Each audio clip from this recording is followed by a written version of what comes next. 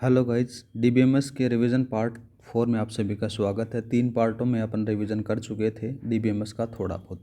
आगे बात करते हैं एसक्यूएल के बारे में। एसक्यूएल के बारे में चर्चा करते हैं तो एसक्यूएल की फुल फॉर्म आ जाती है स्ट्रक्चर क्यूरी लैंग्वेज के नाम से इसको जाना जाता है।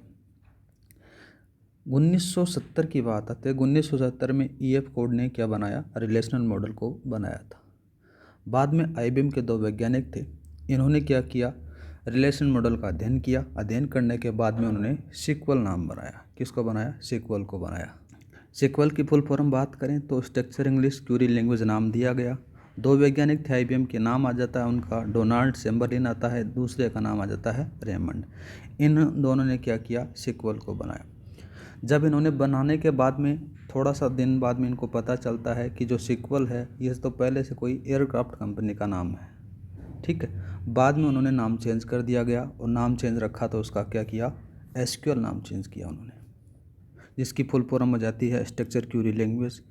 और इसको बनाया कहाँ पर गया था? सेंट जोस लेबोरेटरी के अंदर से बनाया जाता है। ठीक है गाइस। और बात करें तो एसक्यूएल है ना, एसक्यूएल में मैक्सिमम जो यूज होता है वो रिलेशनल अलजेब्रा का यूज़ किया जाता है, याद रखना। ठीक है। और 1979 की बात आती है। कब की बात आती है? 1979। थोड़ा सा मैं आपको बता देता हूँ। 1979 की बात आती है। 1979 के अंदर से पहला आरडीबीएमएस ओरेकल V2 का नाम से पब्लिश किया गया था। ठीक है। फिर बात करें तो नाम याद रखने ना, क्या नाम था इसका? ओरेकल V2 के नाम से आरडीबीएमएस बनाया गया। ठीक है, आरडीबीएमएस बना दिया गया। 1986 की बात आती है। 1986 के अंदर से क्या होता है कि एसक्यूएल को एएनएसआई के द्वारा अप्रूवल मिल जाता है। एएनएसआई की फुल फॉर्म बात करें तो American national institute for standard के नाम से इसको जाना जाता है। उनके द्वारा इनको अप्रूवल मिलता है 1986 के अंदर, जब एएसआई इसको अप्रूवल दे देती है। फिर बात करें 1987 का बात आती है। 1987 के समय के अंदर आईएसओ के द्वारा भी इनको अप्रूवल मिल दिया जाता है। आईएसओ क्या होता है? आईएसओ बोले तो इंटरनेशनल ऑर्गेनाइजेशन फॉर स्टैंडर्ड होता है, उनके द्वारा भी एसक्यूएल को अप्रूवल मिलता है गाइज। अब बात करें इसका फर्स्ट वर्जन। इसका जो फर्स्ट वर्जन था वो कौन सा था? फर्स्ट वर्जन के बारे में जब चर्चा होती है ना, कभी कभार पूछ लेता है तो नाम याद रखना, एसक्यूएल 86 इसका फर्स्ट वर्जन था। कौन सा था? एसक्यूएल 86। वर्तमान में बात करें, वर्तमान में कौन सा चल रहा है अभी, तो नाम याद रखना, एसक्यूएल 2023 वर्तमान में चल रहा है। ठीक है। एसक्यूएल होता है वो हमेशा आपको डुप्लीकेट वैल्यू देगा, याद रखना। इतना समझ में आ गया गाइज? क्लास की पीडीएफ फाइल आपको मैं टेलीग्राम पर डाल दूंगा। टेलीग्राम का जो लिंक है वो डिस्क्रिप्शन में दे रखा है। पीछे की क्लासेस उनकी पीडीएफ भी वहाँ पर डाली हुई है। अब बात करते हैं एसक्यूएल के आर्किटेक्चर के बारे में। इसके अंदर से आपको एक सवाल ज़रूर देखने को मिलेगा, एसक्यूएल का आर्किटेक्चर बनता कैसे? तो सबसे पहले बात करें तो सबसे पहला नाम आ जाता है एसक्यूएल क्यूरी। क्या आता है? एसक्यूएल क्यूरी आती है। एसक्यूएल क्यूरी आने के बाद में उसको भेज दिया जाता है किसके पास में? तो नाम याद रखना, नाम आता है क्यूरी प्रोसेसर के पास में। किसके पास में भेज दोगे जिसको? क्यूरी प्रोसेसर के बाद में। क्यूरी प्रोसेसिंग हो गया। क्यूरी प्रोसेसिंग के बाद में एक इधर आ जाता है, तो नाम याद रखना, ऑप्टिमाइजेशन इंजन होता है। यहाँ पर क्या होता है? Optimisation engine. मैं सारी चीज़ें बता दूंगा किस प्रकार से काम होता है ऑप्टिमाइजेशन इंजन। इसको इंजन आ गया। अब यहाँ से क्या हुआ? क्यूरी प्रोसेसिंग आ गया, यहाँ पर आ जाता है एसक्यूएल इंजन। क्या जाता है गाइज? एसक्यूएल इंजन आता है। एसक्यूएल इंजन के बाद में इधर आता है आपका, जिसका नाम होता है फाइल मैनेजर। क्या होता है? File manager. और फाइल मैनेजर के बाद में लास्ट में जो ऐड रहता है उसका नाम बोल सकते हो आप सेकेंडरी स्टोरेज। ठीक है, सेकेंडरी स्टोरेज के नाम से इसको जाना जाता है। ये इसका आर्किटेक्चर होता है। आर्किटेक्चर होगा वो बाई डायरेक्शनल आपको देखने को मिलेगा, याद रखना, बाई डायरेक्शनल। ठीक है। अभी आर्किटेक्चर काम कैसे करता है उसके बारे में चर्चा करते हैं। सबसे पहले क्या होता है, नंबर 1 स्टेज के बारे में जब चर्चा होती है ना, तो यहाँ पर नाम आता है एसक्यूएल क्वेरी का। तो एसक्यूएल क्वेरी को सबसे पहले डिस्पैच किया जाता है, और डिस्पैच जो क्वेरी होती है वो क्वेरी प्रोसेसर पर चली जाती है, जो यहाँ पर आ गई। यहाँ पर आने के बाद में क्या होता है, जहाँ पर ऑप्टिमाइजेशन इंजन की सहायता से उस चीज़ को, क्वेरी को क्या कर दिया जाता है, ऑप्टिमाइज कर दिया जाता है। यहाँ तक आपने क्या कर दिया, ऑप्टिमाइजेशन इंजन की सहायता से उस क्वेरी को क्या कर दिया, ऑप्टिमाइज कर दिया। और ऑप्टिमाइज होने के बाद में जो क्वेरी थी, उस क्वेरी को आप किसके पास में भेज देते हो, एसक्यूएल इंजन के पास में भेज देते हो। और एसक्यूएल इंजन क्या करता है, उसको फाइल मैनेजर की सहायता से क्या कर लेता है गाइज, फाइल मैनेजर की सहायता से उसको एग्जीक्यूट कर देता है। इस प्रकार से काम हो जाता है। एग्जीक्यूट होने के बाद में उसको सेकंड स्टोरेज के अंदर से स्टोर कर दिया जाता है गाइस। उम्मीद करता हूँ कि आपको एसक्यूएल आर्किटेक्चर का जो कॉन्सेप्ट है वो समझ में आ गया होगा। दोबारा से बता देता हूँ। सबसे पहले आपको एसक्यूएल क्वेरी मिलती है। क्वेरी किसके पास में आ जाती है, क्वेरी प्रोसेसिंग के पास में आती है, और क्वेरी प्रोसेसर उसको ऑप्टिमाइजेशन इंजन के पास में भेज देता है और उस क्वेरी को ऑप्टिमाइज कर दिया जाता है।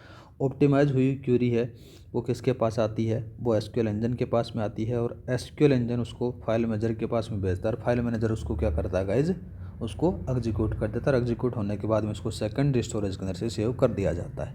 ये कहानी होती है इसके बारे में। इतना समझ में आ गया। अब चलते हैं अपन आगे। आगे नाम आता है एसक्यूएल कैरेक्टरिस्टिक्स के बारे में। 3-4 कैरेक्टरिस्टिक्स हैं, उनके बारे में चर्चा करनी है। तो सबसे पहले बात आती है एसक्यूएल कैरेक्टरिस्टिक्स के अंदर से, तो ये क्वेरी लैंग्वेज है। कैसी है, क्वेरी लैंग्वेज आ जाती है। ठीक है, क्वेरी लैंग्वेज होगी। एसक्यूएल क्या आ जाती है, क्वेरी लैंग्वेज आती है। दूसरी इसकी कैरेक्टरिस्टिक्स बात करें तो ये कैश सेंसिटिव है। ठीक है, सॉरी कैश सेंसिटिव नहीं होती है, याद रखना, कैश सेंसिटिव लैंग्वेज नहीं होती है। कौन सी, एसक्यूएल। दूसरा बात करें, तीसरी जो कैरेक्टरिस्टिक्स आ जाती है, तो एसक्यूएल एक नॉन प्रोसीजरल टाइप की लैंग्वेज मानी जाती है। यहाँ पर लिखो, यह एक क्या जाती है, नॉन प्रोसीजरल टाइप की लैंग्वेज है। ये इसकी कैरेक्टरिस्टिक्स आ जाती है। ठीक है गाइस, आगे बात करते हैं एसक्यूएल के एडवांटेज और डिसएडवांटेज के बारे में। पहले अपन जिक्र कर लेते हैं एसक्यूएल के एडवांटेज क्या क्या हैं। एडवांटेज के बारे में बात करेंगे तो सबसे ज़्यादा आपको एडवांटेज देखने को मिलेंगे, एडवांटेज ऑफ एसक्यूएल। मतलब कि इसके एडवांटेज आपको ज़्यादा देखने को मिलेंगे, डिसएडवांटेज आपको कम देखने को मिलेंगे। कौन कौन से इसके एडवांटेज हैं, उन एडवांटेजों का जिक्र होता है। तो सबसे पहला नाम आ जाता है, इसके अंदर से आपको सेंट्रलाइज क्या मिल जाता है, डेटाबेस मिल जाता है। सेंट्रलाइज डेटाबेस मिलेगा। दूसरा बात करें तो इसके अंदर से लेस प्रोग्रामिंग होती है, मतलब प्रोग्रामिंग इसके अंदर से ज़्यादा नहीं की जा सकती। जब अपन क्वेरी लिखेंगे तब आपको पता चलेगा कितने प्रकार की, किस प्रकार से इसको शॉर्ट तरीके में लिखा जाता है। इसके अंदर से पोर्टेबिलिटी भी देखने को मिल जाती है। क्या मिलती है, पोर्टेबिलिटी। पोर्टेबिलिटी के बाद में तीसरा जो एडवांटेज चौथा आता है, चौथा कौन सा जाता है, इसकी हाई स्पीड। क्या आती है, हाई स्पीड इंजन यूज इसके अंदर से किया जाता है। ठीक है, पांचवा बात करते हैं, इसके अंदर से मल्टीपल व्यू देखने को मिलेंगे। क्या मिलेंगे गाइज, मल्टीपल व्यू लैंग्वेज। ठीक है, छठा बात करते हैं, छठा नाम आ जाता है इंटरएक्टिव। क्या जाता है, इंटरएक्टिव के नाम से आता है इसके अंदर से, इंटरएक्टिव लैंग्वेज इसको कहा जाता है। ठीक है, एक और नाम आ जाता है, छठा हो गया, सातवां और लिख सकते हो आप, जैसे स्टैंडर्डाइजेशन, इसको लैंग्वेज भी कहा जाता है। तो ये इसके एडवांटेज हैं गाइज। एडवांटेज आपको ज़्यादा देखने को मिलेंगे। तो बात करेंगे दूसरा इसका डिसएडवांटेज के बारे में, कि कौन कौन से इसके डिसएडवांटेज हैं। देखो, हर चीज़ के एडवांटेज होंगे तो उसके डिसएडवांटेज भी आपको देखने को मिलेंगे। ज़्यादा एडवांटेज नहीं है, डिसएडवांटेज नहीं है। पहला तो नाम आ जाता है कि कॉस्टली है। कैसी है, कॉस्टली आ जाती है। दूसरा बात करें तो ये कॉम्प्लेक्स रिलेशनशिप इसके अंदर से होती है। ठीक है, कॉम्प्लेक्स रिलेशनशिप।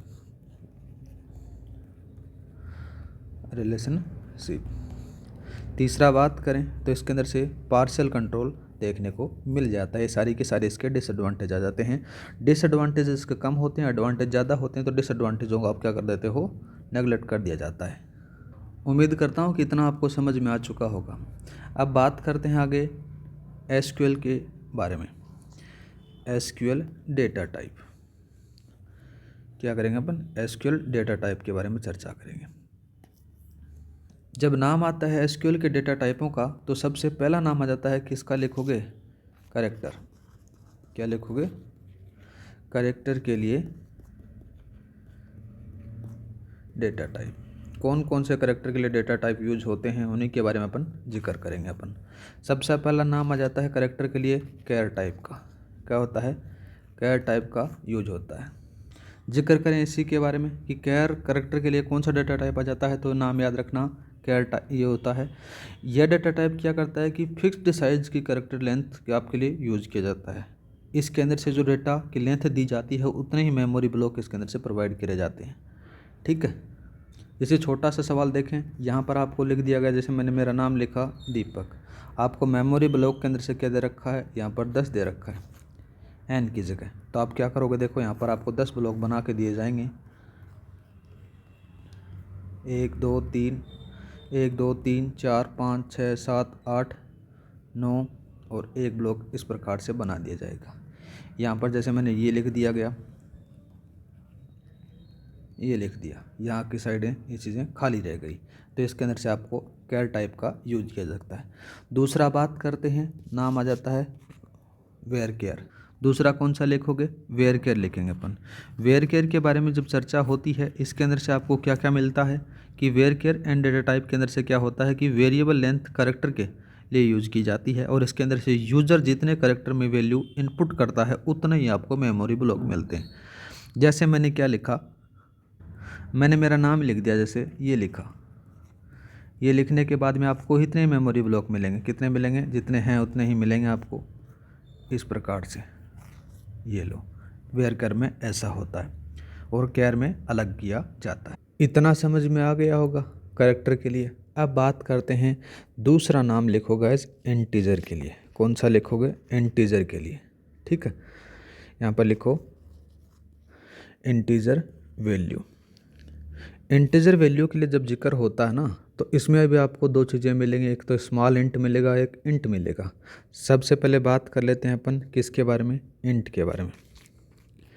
इंट के बारे में जब जिक्र होता है तो इसकी जो इंट की जो रेंज बताई जाती है -2⁻31 से लेकर +2⁻31 -1 तक बताई जाती है। ठीक है, रेंज याद रखना, कितनी रेंज है ये हो जाती है। ठीक है, और बात करें तो इसके लिए आपको 4 बाइट बता सकते हो आप, कितने बता सकते हो, 4 बाइट जो रेंज है वो सेंड की जाती है। दूसरा बात करें तो दूसरा लिखो आप, यहाँ पर नाम आ जाता है स्मॉल इंट का। किसका लिखोगे, स्मॉल इंट का। स्मॉल इंट क्या होगा, उससे आधा हो जाएगा। इसकी रेंज बात करें -2 की पावर कितनी, 15 से +2 की पावर 15 -1 तक बताई जाती है। ठीक है, कितनी होगी अगर बात करें तो इसके अंदर से माइनस का 32,768 से लेकर कितनी बताई जाएगी, प्लस हो जाएगी, इससे कम कर देना 32,767, इतनी रेंज होती है। और बात करें तो इसके अंदर से क्या हो जाता है कि गाइस 2 बाइट की मेमोरी अलोकेशन इसके अंदर से होता है। कितना होगा, 2 बाइट का। इतना समझ में आ गया। 2 अपन कंप्लीट कर चुके हैं। तीसरा डेटा टाइप आ जाता है, नाम लिखो आप, यहाँ पर आ जाता है फ्लोटिंग। फ्लोटिंग का जब जिक्र होता है तो फ्लोटिंग में आपको कौन कौन सी चीज़ें मिलेंगी वो सारी चीज़ें मैं अभी बताने वाला हूँ। तो फ्लोटिंग के अंदर से सबसे पहला नाम आ जाता है न्यूमेरिक के लिए। न्यूमेरिक का नाम लिखो आप, यहाँ पर क्या आएगा, न्यूमेरिक। न्यूमेरिक के अंदर से P और D होता है, इस प्रकार से लिखा जाता है। ठीक है, P का बात करें तो प्रिसीजन इसको कहा जाता है, D का बात करें तो डिजिट या फिर स्केल के नाम से इसको जाना जाता है। ठीक है, दूसरा बात करें तो दूसरा फ्लोटिंग के अंदर से रियल और डबल का नाम आ जाता है। ठीक है, क्या क्या नाम आएगा, एक तो नाम आएगा रियल और डबल आ जाता है। फिर एक नाम बात करेंगे अपन मशीन डिपेंडेंट के बारे में। मशीन डिपेंडेंट क्या हो जाता है गाइज, यह डाटा टाइप क्या करेगा, मशीन डिपेंडेंट होता है, जो कि यह बताता है कि पॉइंट के बाद में नंबर आएगा वह नंबर जो होगा वो किस पर होगा, मशीन पर डिपेंड होंगे। ठीक है, एक और लिख लो आप यहाँ पर इसी के साथ में, यहाँ पर आ जाता है फ्लोट के बारे में। ठीक है, फ्लोट एन लिख सकते हो आप। इसके अंदर से क्या होता है कि इसके अंदर ये होता है कि यह एक यूज़र स्पेसिफिक होता है, उसकी लेंथ बताई जाती है और इसके अंदर जितनी लेंथ होगी उतने ही पॉइंट आपके बाद में पॉइंट आ सकते हैं। ठीक है, एक और लिखो आप इसी के साथ में, नाम आ जाता है डेट और टाइम का। क्या आएगा, डेट एंड टाइम का होता है। डेट और टाइम का जब जिक्र होता है तो देखो डेट के लिए आप क्या क्या लिख सकते हो। पहले बात करें डेट के लिए, डेट के लिए क्या करोगे, जैसे वाई के साथ में mm और डी आपको देखने को मिलेगा। दूसरा बात करते हैं टाइम के साथ में, टाइम के साथ में क्या क्या बताओगे, जैसे एच बता दोगे, घंटा बता दो, घंटा बताने के बाद मिनट बता दोगे, मिनट के बाद में एस बता दोगे, बोले तो सेकंड बता सकते हो। और एक और होता है जिसको दोनों का कंबाइंड बताया जाता है, डेट ऑन टाइप का, तो इन दोनों को यूज़ कर लिया जाता है। ठीक है गाइस, एक नाम और याद रखना, BLOB होता है, जिसको जो क्या कहते हैं अपन बाइनरी लेंथ ऑब्जेक्ट के नाम से जाना जाता है, वो ज़्यादा कोई खास है नहीं। अब बात करते हैं अपन SQL के कंपोनेंट के बारे में। यहाँ पर एक नया हेडिंग डालो गाइज, SQL के कंपोनेंट। इसके अंदर से सवाल ज़रूर आएगा। ठीक है, SQL के कंपोनेंट का जब जिक्र होता है तो सबसे पहला नाम आपको मिलेगा DDL का। DDL के बाद में DML मिल जाएगा, DML के बाद में DCL मिल जाएगा, DCL के बाद में एक और आ जाता है जिसका नाम होता है एग्रीगेशन फंक्शन। तो यहाँ पर लिखो कौन सा होगा, एग्रीगेशन फंक्शन आ जाता है उसका नाम, या फिर एग्रीगेट फंक्शन बोल सकते हो आप। क्या बोल सकते हो, एग्रीगेट। ठीक है, एग्रीगेट फंक्शन। एग्रीगेट फंक्शन के साथ में आ जाता है TCL। TCL के बाद में एक और नाम लिखो यहाँ पर, इंटीग्रिटी कांस्टेंट। ठीक है, इंटीग्रिटी कांस्टेंट के बाद में एक और नाम आता है DQL। ये सभी के सभी क्या होते हैं गाइज, ये होते हैं SQL के कंपोनेंट होते हैं जिनको यूज़ किया जाता है। इनको अपन अब ब्रीफ से पढ़ने वाले हैं। सबसे पहले बात करेंगे अपन किसके बारे में, DQL के बारे में। DQL क्या होता है, DQL की फुल फॉर्म बात करें तो डेटा डेफिनेशन लैंग्वेज इसको कहा जाता है। तो इसकी फुल फॉर्म आप लिख सकते हो, क्या लिखोगे इसके अंदर से, डेटा डेफिनेशन लैंग्वेज इसको अपन कहते हैं। ठीक है, इतना नाम याद रखना आप। आगे बात करें तो इसके अंदर से क्या होता है कि डेटाबेस के स्ट्रक्चर को बनाने के लिए और स्ट्रक्चर डिलीट करने के लिए या फिर स्ट्रक्चर में मॉडिफिकेशन करने के लिए DDL का यूज़ कर सकते हो आप। मतलब कि DDL का यूज़ वहाँ होगा कि जो भी आपके पास में डेटाबेस है उसके स्ट्रक्चर के साथ में छेड़छाड़ कर सकते हो आप, उसको बना सकते हो, डिलीट कर सकते हो, कोई भी मॉडिफिकेशन कर सकते हो। तो उसके लिए आप DQL यहाँ पर लिखना, DDL का यूज़ किया जाता है। ठीक है, इतना समझ में आया DDL के बारे में। अब बात करते हैं कि इनके लिए कौन कौन सी कमांड होती हैं, कि कौन कौन सी कमांड का आप यूज़ कर सकते हो। उन कमांड्स के बारे में अपन चर्चा करेंगे, जिन कमांड्स का यूज़ करने के आप क्या कर सकते हो, इसके साथ में चेंज कर सकते हो। तो कमांड के बारे में बात करें तो सबसे पहली जो कमांड आ जाती है उसका नाम आ जाता है क्रिएट से बात करें तो मतलब क्या जाता है कि क्रिएट बनाने का काम आ जाती है। दूसरी नाम बात करें तो नाम आ जाता है टर्नकेट। तीसरी बात करें अपन, तीसरी डाटाबेस को बनाने के लिए ड्रॉप आ जाती है। चौथी बात करें अपने पास में तो चौथी कौन सी जाती है, अल्टर कमांड होती है। कौन सी होती है, अल्टर। पांचवी अपन बात करें तो पांचवी का नाम आ जाता है रीनेम। ठीक है, और छठी अपन बात करें तो छठी कौन सी आएगी, कमेंट आ जाएगी। ये सारी चीज़ें मैं आपको बताने वाला हूँ। एक हैं जो DCL में यूज होती हैं, जिसका नाम यहाँ पर लिख लो, सातवीं का नाम आ जाता है ग्रांट और आठवीं का लिख लो आप यहाँ पर रिवोक। ये यूज होती हैं किसके अंदर से, DDL के अंदर से। सबसे पहले अपन इसी को ले लेते हैं, क्रिएट कमांड को। क्रिएट कमांड का मतलब क्या होता है कि डेटाबेस या फिर रिलेशन को क्रिएट करने के लिए क्रिएट कमांड का यूज़ किया जा सकता है। ठीक है, इसके लिए अब बात करेंगे क्यूरी किस प्रकार से लिख सकते हैं। क्यूरी के बारे में जब जिक्र करें ना अपन, तो क्यूरी कैसे लिखेंगे, देखो आपके पास में छोटा सा एग्जाम्पल देता हूँ मैं। तो देखो क्यूरी कैसे लिखेंगे। क्यूरी लिखने के लिए सबसे पहले बात करेंगे अपन क्या होता है कि जो भी आपको कमांड लगानी है वो लिख दो। जैसे आपको क्रिएट लगानी है, क्रिएट लगा दिया गया, यहाँ पर टेबल लिख दिया गया और टेबल का नाम कुछ भी लिख सकते हो आप, जैसे स्कूल लिख दिया गया, ये आ गया। ठीक है, यहाँ से क्यूरी आपको स्टार्ट होती है।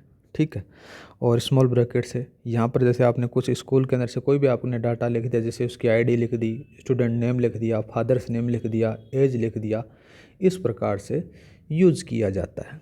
ठीक है, यहाँ पर आपने जैसे आईडी लिखी, आपने आईडी के साथ में आपने क्या लगाया, इंट लगाया। आईडी के साथ में इंट क्यों लगाया, क्योंकि आईडी होती है वो न्यूमेरिक होती है, न्यूमेरिक होती है तो आपको उसके साथ में इंटीजर का यूज़ करना है।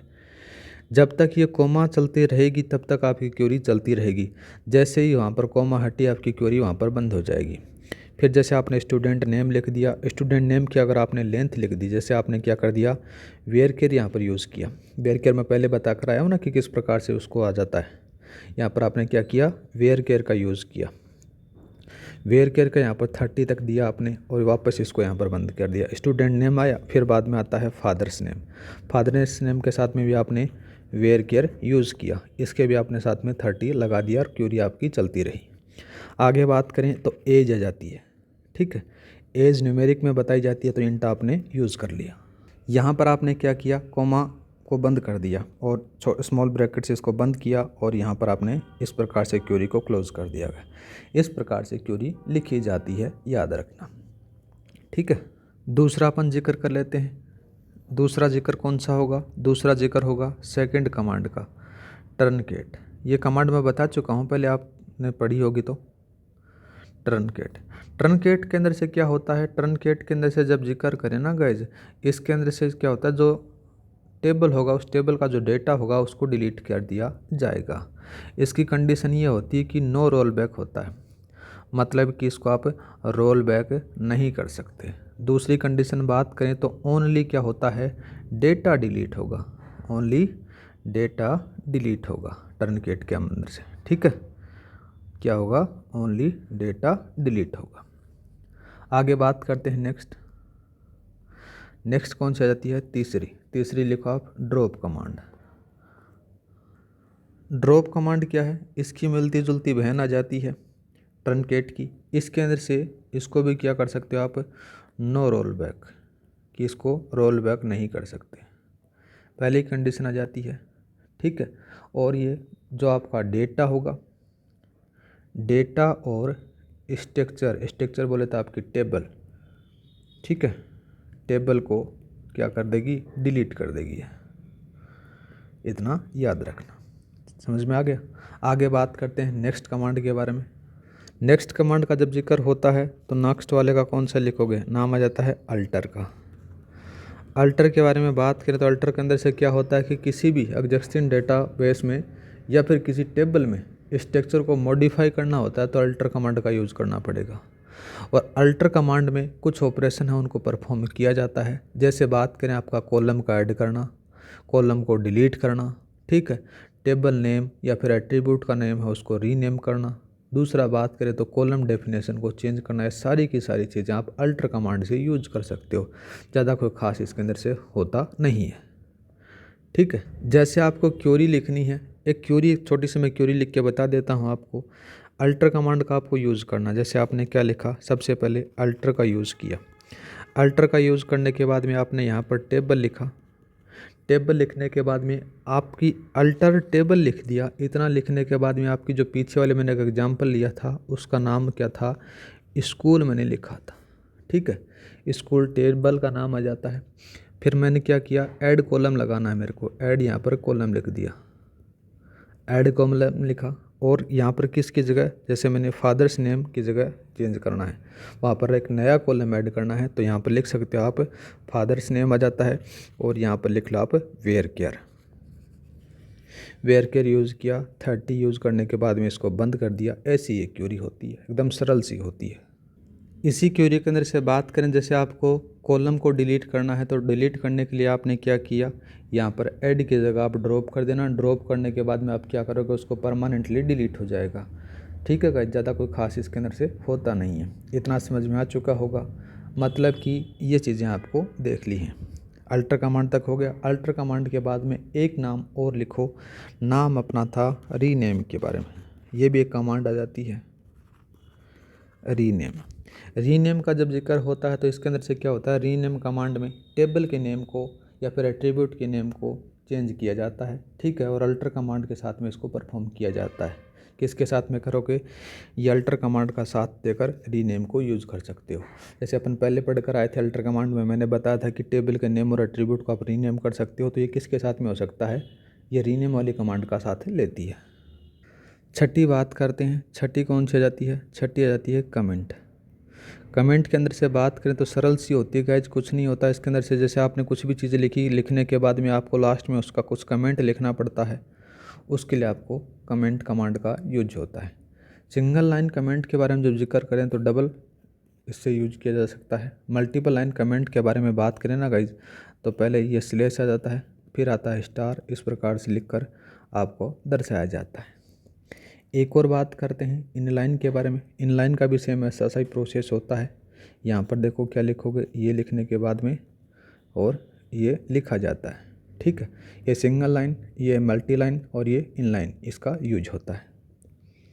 अब बचती हैं DDL की दो कमांड बचती हैं, जिसका नाम आता है ग्रांट और रिवोक। ग्रांट और रिवोक अपन क्या करेंगे, DCL में पढ़ेंगे अपन, जिसके अंदर से परमिशन लेना और परमिशन देने का काम आती है ग्रांट और रिवोक की, उसके अपन बात करेंगे DCL के अंदर से।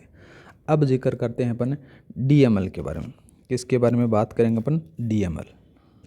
DML की फुल फॉर्म बात करें तो नाम आ जाता है डेटा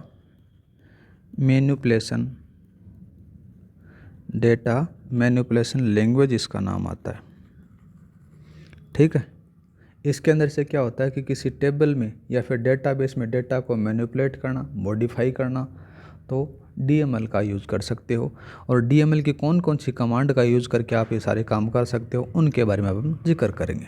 इसकी कुछ कमांड्स हैं, उन कमांड्स के बारे में याद रख लेना। मेनली रूप से 4 कमांड इसके अंदर से यूज होती हैं। कितनी कमांड होंगी, 4। पहली तो नाम आ जाती है इंसर्ट होता है इसका। दूसरी बात करें, दूसरी कमांड का लिख सकते हो आप, डिलीट आ जाता है। कौन सा आता है, डिलीट आ गया। डिलीट आने के बाद में तीसरी बात करें तो नाम आ जाता है अपडेट आता है। क्या आता है गाइज, अपडेट आ जाता है। और अपडेट आने के बाद में चौथा बात करते हैं तो चौथा लिख सकते हो आप सेलेक्ट का, ठीक है। कौन सा कर सकते हो, सेलेक्ट का यूज़ कर सकते हो। इस सेलेक्ट के बारे में अपन बात करेंगे बाद में। सेलेक्ट क्या होगा, ये सेलेक्ट होता है ना, ये DQL में यूज की जा सकता है, उसके बारे में बात करेंगे। सबसे पहले बात कर लेते हैं इंसर्ट के बारे में। इंसर्ट के अंदर से कुछ नहीं होता कि गाइज आपने जो भी कुछ टेबल है उस टेबल के अंदर से आप इंसर्ट करना चाहते हो, मतलब कोई भी कॉलम ऐड करना चाहते हो तो ले आप इंसर्ट यूज़ कर सकते हो। दूसरा बात करें डिलीट के अंदर से, कोई भी आपको रो या फिर रिकॉर्ड से उसको डिलीट करना है तो आप इसका यूज़ कर सकते हो, डिलीट कमांड का। अपडेट के बारे में बात करें तो अपडेट के अंदर से क्या होता है कि कोई भी आपको कॉलम के अंदर से वैल्यू, उस वैल्यू को आपको अपडेट करना है तो इस कमांड के द्वारा यूज़ कर सकते हो। सिलेक्ट के बारे में बात करें तो इसके अंदर से क्या होता है कि जो भी आपका डेटा होता है उस डाटा को रिट्राइव या फिर फेच करने के लिए काम में यह होता है, जिसके अंदर से 3 क्लॉजेज यूज़ होते हैं, सेलेक्ट, फ्रॉम और वेयर का यूज़ किया जा सकता है इसके अंदर से, ठीक है। नेक्स्ट बात कर लेते हैं इसी के साथ में। नेक्स्ट कौन सी आएगी, नेक्स्ट बच जाती है DCL। DCL का जब जिक्र होता है तो इसको कहा जाता है डेटा कंट्रोल लैंग्वेज के नाम से जाना जाता है। फुल फॉर्म याद रख लेना, डेटा कंट्रोल लैंग्वेज इसको कहा जाता है। क्या कहते हैं, डेटा कंट्रोल लैंग्वेज इसके अंदर से कहते हैं। इसके अंदर से 2 चीज़ें होती हैं, कौन कौन सी होती हैं, एक तो ग्रांट होती है और एक होती है रिवोक। कौन सी होती है, ग्रांट और रिवोक होती है। ग्रांट आपको परमिशन प्रोवाइड करवाएगी यूज़र को, और रिवोक क्या करेगी, आपको जो यूज़र को परमिशन दे रखी है उस परमिशन को वापस ले लेगी। इस प्रकार से काम होता है इसका, ठीक है। इसी के साथ में बात करते हैं नेक्स्ट कौन सी आएगी, TCL लिख सकते हो आप, TCL के अंदर से बात करें तो इसको ट्रांजैक्शन कंट्रोल लैंग्वेज इसको कहा जाता है। फुल फॉर्म याद रख लेना, क्या कह सकते हो आप, transaction control language. Transaction control की लैंग्वेज के बारे में बात करें तो सबसे पहले बात करते हैं ट्रांजैक्शन क्या होता है। ट्रांजैक्शन के बारे में बात करें तो सेट ऑफ ऑपरेशन को ट्रांजैक्शन कह सकते हो, ठीक है। और जो ट्रांजैक्शन होता है उस ट्रांजैक्शन को मैनेज करने के लिए TCL का यूज़ किया जाता है, बोले तो ट्रांजैक्शन कंट्रोल लैंग्वेज होता है। एक छोटा सा एग्जांपल बात करते हैं अपन, जैसे आपका फ़ोनपे रहा, उस फ़ोनपे के अंदर से आपने किसी के पास में पैसे सेंड किए, पैसे सेंड करने के बाद में क्या होता है, आपके खाते से पेमेंट कटेगा, दूसरे वाले के खाते में जाएगा, तो उसका आगे वाले का खाते का जो बैलेंस है वो अपडेट होगा, आप वाले का अपडेट होगा, बाद में आपके पास में लिखा रहता है कि ट्रांजैक्शन सक्सेसफुल, मतलब कि वो सेट ऑफ ऑपरेशन कंप्लीट होने के बाद में ही आपके पास में आता है सेट ऑफ ट्रांजैक्शन सक्सेसफुल। कभी कभार आपके पास में जो ट्रांजैक्शन सक्सेसफुल नहीं होता है वो आपका पेंडिंग में चला जाता है, तो वो ऑपरेशन वो क्या हुआ, कंप्लीट नहीं हुआ, इसलिए वो आता है यहाँ पर। ठीक है, तो TCL के बारे में बात करें तो TCL के अंदर से 3 कमांड यूज होती हैं। कौन कौन सी यूज होती हैं? एक तो होती है कौन सी, कमिट होती है, कमिट होगी। दूसरा बात करें तो रोल बैक हो जाती है। ठीक है, कौन सी होगी, रोल बैक हो जाती है। रोल बैक के बाद में एक नाम और याद रखना, नाम होती है सेव पॉइंट। ये 3 कमांड यूज होती हैं TCL के अंदर से, कमिट, रोल बैक और सेव पॉइंट। जैसे आपने क्या किया, कमिट, एक रोल बैक के बारे में चर्चा कर लेते हैं। रोल बैक क्या होता है, कुछ नहीं होता खास। जैसे कमिट तो जैसे आपने उसके पास में भेज दिया, जो आपका ट्रांजैक्शन वो सक्सेसफुली हो गया, कमिट हो गया। रोल बैक कभी कभार क्या होता है, जैसे आपका जो ट्रांजैक्शन मतलब जो सेट ऑफ ऑपरेशन है वो कंप्लीट नहीं हुआ, कंप्लीट नहीं होने के बाद में उसको लिए वापस आ जाता है, तो उसको रोल बैक होते हैं। सेव पॉइंट के बारे में बात करें तो जिसके अंदर एक निश्चित लोकेशन तक कोड को क्या कहते हैं, रोल बैक किया जा सकता है, उसके अंदर से देखने को मिल जाता है, जैसे एग्जीक्यूशन ऑफ रोल बैक देखने को मिलता है गाइज। अब बात करते हैं SQL ऑपरेशन के बारे में। SQL ऑपरेशन भी कह सकते हो, या फिर नाम आ सकता है DQL ऑपरेशन के नाम से भी देख सकते हो। तो जिक्र करते हैं SQL ऑपरेशन के बारे में। SQL ऑपरेशन का जब जिक्र होता है तो सबसे पहला नाम आता है रीनेम का। क्या नाम आता है, रीनेम ऑपरेशन का। रीनेम ऑपरेशन के बारे में बात करें तो इसके अंदर से क्या होता है कि SQL में टेबल नेम एवं एट्रीब्यूट के नेम को टेम्परेरी बेसिस पे चेंज करने के लिए इसका किस कीवर्ड का यूज किया जाता है, एक कीवर्ड होता है एज। इस कीवर्ड का यूज किया जा सकता है, मतलब टेम्परेरी बेसिस पे आप बात कर सकते हो। नेक्स्ट बात कर लेते हैं इसी के साथ में, जैसे टपल वेरिएबल्स होगा। टपल वेरिएबल क्या काम करेगा, टपल वेरिएबल वो करेगा कि टेबल के नेम को जिस टेम्परेरी वेरिएबल के साथ में नाम दिया जाता है उसको टेम्परेरी वेरिएबल या फिर टपल वेरिएबल के नाम से जाना जाता है। ज़्यादा कोई खास इसके अंदर से आपको देखने को नहीं मिलता। एक होता है इंक्रीजिंग ऑर्डर और एक डिक्रीजिंग ऑर्डर के अंदर से भी आप कर सकते हो। ये सारी की सारी चीज़ें आप किस में कर सकते हो, जितने भी होंगे उसके साथ में आप क्या लगा सकते हो, ऑल एट्रीब्यूट के लिए यूज किया जा सकता है। ठीक है, छोटा सा एग्जांपल देखें, जैसे इंक्रीजिंग असेंडिंग और डिसेंडिंग ऑर्डर के बारे में, या फिर इसको इंक्रीजिंग ऑर्डर डिसेंडिंग ऑर्डर बोल सकते हो आप, इंक्रीजिंग और डिक्रीजिंग ऑर्डर बोल सकते हो। जैसे आपको किसी भी जैसे एम्प्लॉयमेंट की सैलरी बनानी है, जैसे को किसी की कम है, किसी की ज़्यादा है, किसी वगैरह वगैरह, तो उनको सेट करने के लिए इसका यूज किया जा सकता है। अब नेक्स्ट बात करते हैं सेट ऑपरेशन के बारे में। इसके अंदर से एक ज़बरदस्त सवाल बनेगा, याद रखना कौन सा आ जाता है, सेट ऑपरेशन। सेट ऑपरेशन के बारे में जब जिक्र होता है तो कौन कौन से होते हैं, एक तो नाम बात करेंगे अपन सेट यूनियन का। कौन सा बात करेंगे, सेट यूनियन होता है, उसको आप यू से बताया जाता है। दूसरा बात करेंगे अपन सेट डिफरेंस, इसको कहते हैं। सेट डिफरेंस पहले बाद में पढ़ेंगे, पहले सेट इंटरसेक्शन पढ़ेंगे अपन। क्या करेंगे, सेट इंटरसेक्शन। जब सेट इंटरसेक्शन का जिक्र होता है तो उसको उल्टे यू से बताया जाता है। ठीक है, अब बात करेंगे अपन सेट डिफरेंस के बारे में। सेट डिफरेंस का जिक्र हो तो माइनस से इसको बताया जाता है। ठीक है, ये सारे के सारे क्या हैं गाइज, ये रिलेशनल अलजेब्रा के अंदर से यूज किए जा सकते हैं। ठीक है, ये तो सारे के सारे आप किस में यूज़ करोगे, रिलेशनल अलजेब्रा में यूज़ करोगे, करके आए हो आप, पढ़ कर आए हो तो। ठीक है, तो इसके लिए आप किसका यूज़ करोगे, SQL में। SQL में बात करें ना गाइज तो यूनियन का यूज़ होता है। किसका यूज़ होगा गाइज, यूनियन का। और इंटरसेक्शन के लिए बात करें तो इंटरसेक्ट इसका यूज होता है। ठीक है, और जो सेट डिफरेंस के बारे में बात करें तो इसको बोला जा सकता है एक्सपेक्ट। इस प्रकार से ये आप SQL के लिए यूज़ कर सकते हो। सबसे पहले जिक्र करते हैं सेट यूनियन के बारे में। तो सेट यूनियन के अंदर से क्या होता है कि जो भी आपके पास में 2 टेबल दे रखी हैं, उन दोनों टेबलों को क्या कर दिया जाता है, कंबाइन कर दिया जाता है। मतलब सारा का सारा डाटा आप उसके अंदर से कंबाइन करके नई टेबल बना देते हो। इसके अंदर से सेट यूनियन का यूज किया जा सकता है। ठीक है, इतना समझ में आ चुका होगा। अब बात करते हैं दूसरा सेट इंटरसेक्शन के बारे में। सेट इंटरसेक्शन में वो आ जाता है कि जो आपके पास में जो भी चीज़ें आपके पास में थी ना, उन सारी चीज़ों के अंदर से जो कॉमन पार्ट है उसको हटा दिया जाता है और उसको अलग रख लिया जाता है। और सेट डिफरेंस के बारे में बात करें तो सेट डिफरेंस में जो सबसे अलग है ना, उनको लाकर यहाँ पर इस टेबल में रखा जाता है। ये सारा काम इसमें होता है। ठीक है, तो गाइज आज के लिए इतना ही, मिलते हैं नेक्स्ट वीडियो में। नए लोग हम लाइक और सब्सक्राइब करना ना भूलें। क्लास की PDF फाइल आपको टेलीग्राम पर मिल जाएगी, वहाँ पर उसका लिंक है डिस्क्रिप्शन में दे रखा है, वहाँ पर जाकर आप ज्वाइन कीजिए। नेक्स्ट वीडियो में बात करेंगे अपन जॉइन ऑपरेशन के बारे में, जिसके अंदर से बहुत ज़्यादा सवाल आने की उम्मीद है, क्योंकि हर बार एक दो सवाल देखने को मिल जाता है हर एग्जाम के अंदर से, जॉइन ऑपरेशन के अंदर से। आज के लिए इतना ही। जय हिंद, जय भारत।